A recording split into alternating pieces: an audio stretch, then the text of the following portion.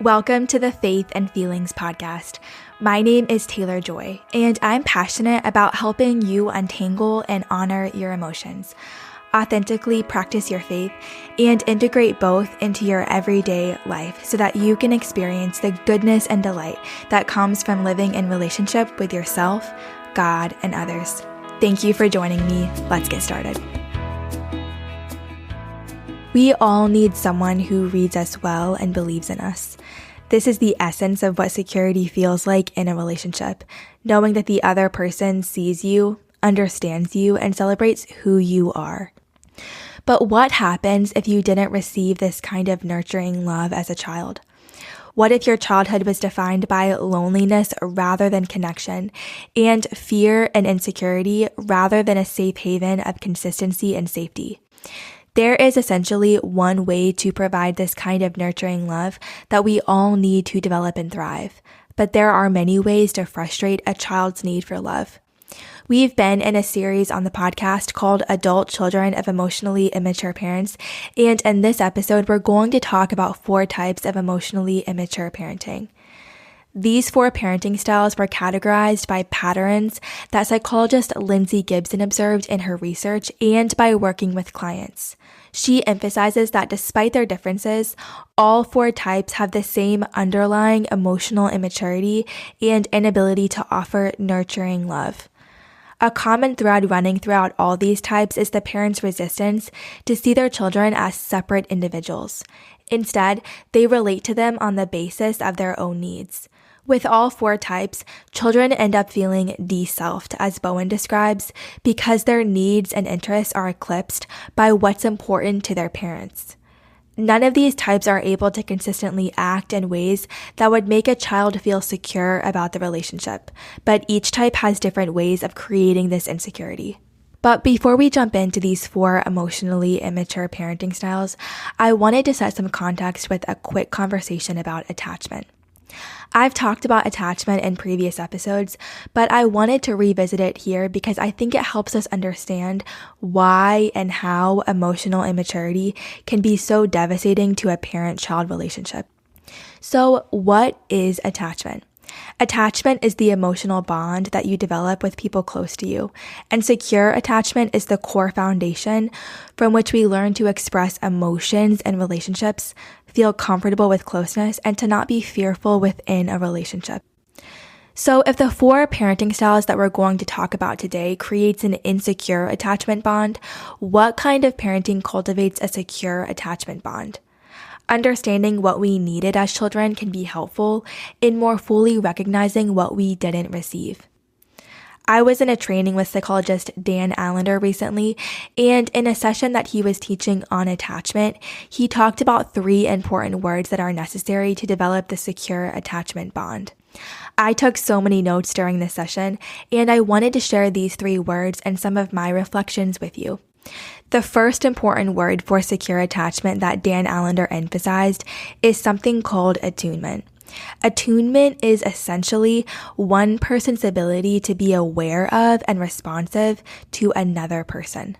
In other words, a parent attunes to their child when their own internal state shifts to resonate with the inner world of their child. As Dan Siegel says, this results in the child feeling felt by their parent. Could your parents read you accurately? Did they pick up on changes in your facial expressions and emotional states and move towards you with compassion and curiosity? Dan Allender said that one of the core effects of attunement is that you have the growing capacity to trust the person who engages you, and also to trust yourself and what is inside of you. The second word necessary for attachment is containment. What is containment? Containment is the capacity to hold and regulate another person's emotions in a safe and supportive environment. Parents offer containment to their children when they welcome their big emotions and when they offer a listening ear in their presence in a way that communicates their desire to be with them in whatever emotional state they are in. Containment allows the person who is attached to us to hold who we are. It creates a large field for us to be able to play and rest in, and gives context for us to experiment, risk, fail, learn, engage, and have confidence that we can move forward into the future. Experiencing containment is also how we grow in our ability and capacity to love. Why is this? Dan Allender said so beautifully, "You cannot love without rest.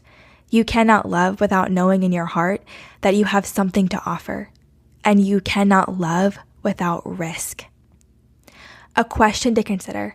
As you reflect on your childhood, who gave you ground to fail without fear, anger, or shame?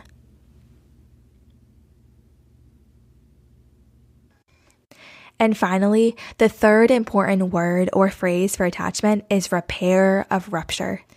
When a parent moves towards their child with the intention of repair, they have the ability to say, "I failed, I'm wrong, I'm sorry." Rupture is a moment of misalignment or misattunement that happens within a relationship, and repair is the vital work that comes afterwards to rebuild trust and restore connection. It brings the potential for shame to be dissolved. Another question to think about: who had the capacity to own failure on their part in your world?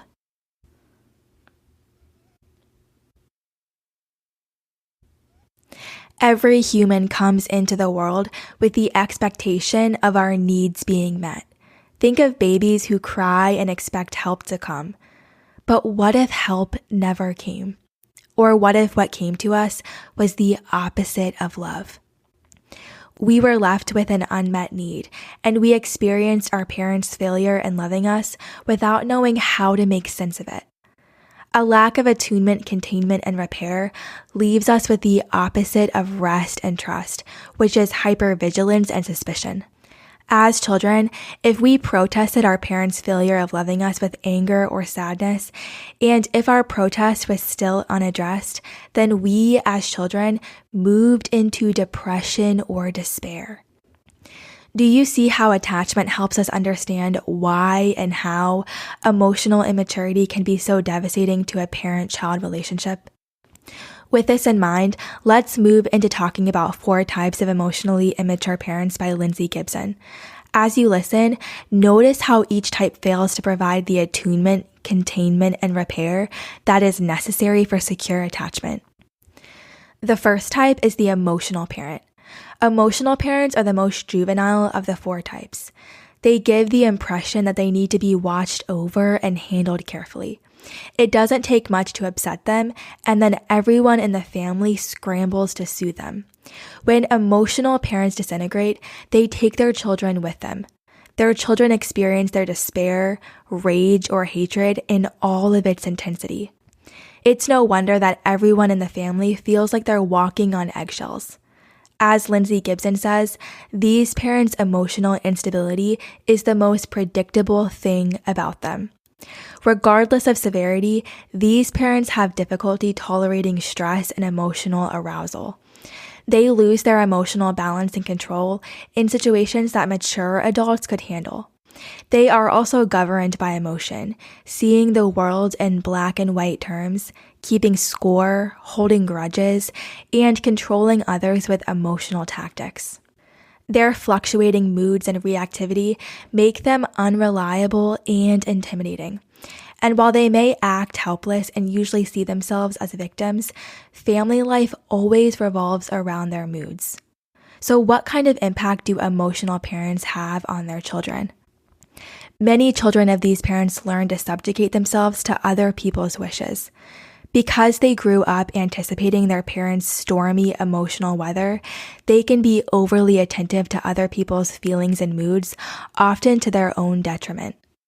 The second type is the driven parent. Driven parents are the type that tend to look the most normal, even appearing invested in their children's lives.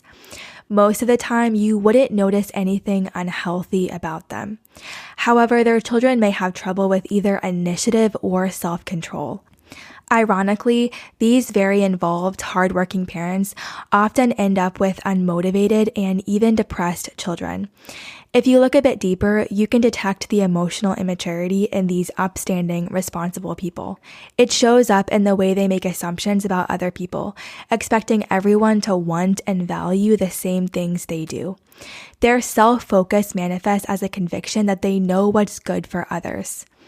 Rather than accepting their children's unique interests and life paths, they selectively praise and push what they want to see. Goals take precedence over the feelings of others, including their children. Driven parents usually grew up in an emotionally depriving environment. They learned to get by on their own efforts without expecting to be nurtured. Often self-made, they're proud of their independence. They fear that their children will embarrass them by not succeeding, yet they can't offer them the unconditional acceptance that would give them a secure foundation from which to go out and achieve. Whether they mean to or not, driven parents make their children feel evaluated constantly. Out of sync with their child's moment-to-moment experience, they don't adapt themselves to their child's needs. Instead, they push their child towards what they think he or she should be doing. As a result, the children of driven parents often feel like they should be doing more or be doing something other than whatever they are doing. The third type is the passive parent. Passive parents aren't angry or pushy like the other three types, but they still have negative effects. Compared to the other types, these parents seem more emotionally available, but only up to a point. When things become too intense, they become passive and withdraw emotionally. They don't offer their children any real limits or guidance to help them navigate the world. They may love them, but they can't help them. These parents are easygoing and more playful than the other types, and they can often show some empathy for their children as long as doing so doesn't get in the way of their own needs. Children wisely know not to expect or ask for much help from these parents. While passive parents often enjoy their children, have fun with them, and make them feel special, these children sense that their parents aren't really there for them in any essential way. In severe cases, these parents are known for turning a blind eye to family contexts that are harmful to their children, like the other parent's abuse. When they were children, passive parents often learned to stay out of the line of fire, keeping a low profile and yielding to stronger personalities. As adults, it doesn't occur to them that they have a mission not only to have fun with their own children, but to protect them. Instead, they often retreat into themselves or find other passive ways to weather the storm. Children who adored a passive parent can become adults who make excuses for other people's abandoning behavior. As children, they believed that nothing could be done about their childhood harm or abuse, and that the passive parent was truly helpless. They're often taken aback by the idea that their wonderful, nice parent actually had a responsibility to stand up for them when they couldn't protect themselves as children. And finally, the fourth type is the rejecting parent. Rejecting parents seem to have a wall around them. They don't want to spend time with their children and seem happiest if others leave them alone to do what they want. Their children feel like their parent would be fine if they didn't exist. These parents' irritated demeanor teaches their children not to approach them, and they reject attempts to draw them into affectionate or emotional interactions. If pushed for a response, they may become angry or even abusive. These parents are capable of punitive physical attacks. Rejecting parents are also the least empathetic of the four types. They often use avoidance of eye contact to signal their distaste for emotional intimacy. Or sometimes they employ a blank look or hostile stare designed to make others go away. Children of rejecting parents come to see themselves as bothers and irritants, causing them to give up easily, whereas more secure children tend to keep making requests or complaining to get what they want. This can have serious ramifications later in life when, as adults, these rejected children find it hard to ask for what they need. And that is 4 types of emotionally immature parents. As you listen to these 4 parenting styles, is there one that seemed to describe your experience with your parents as a child? What was it like to have this named?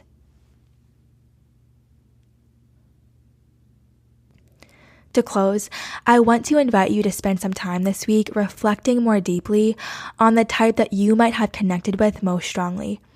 When you think about the description of this type, what comes up for you? Do any stories or memories come to mind?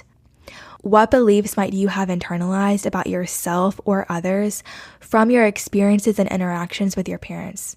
And what beliefs might you have internalized about God?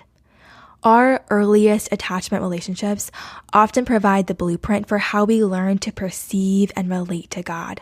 So when you think about God, who does your heart, your gut, know him to be? Do you envision him as emotional, driven, passive, or rejecting? And how might this picture of God be shaping your experience and way of relating to him today? I'm so grateful that you listened to today's episode. Thank you for spending time with me. I'd love to hear from you. Connect with me on Instagram at TaylorJoy or through my website, taylorjoymurray.co. Also, if you enjoyed this conversation, it would mean so much to me if you took a minute to subscribe and review the podcast. This is an easy way to partner with me and is invaluable in reaching new listeners. Until next week.